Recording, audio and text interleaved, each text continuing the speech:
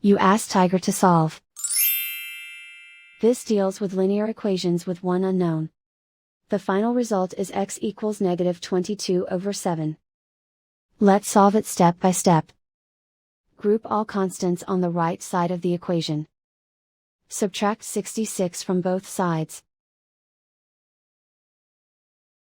Simplify the arithmetic.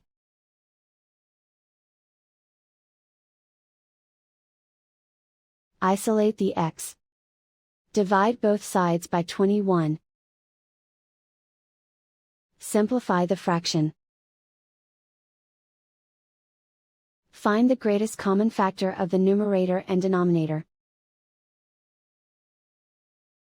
Factor out and cancel the greatest common factor. And so the final result is x equals -22/7.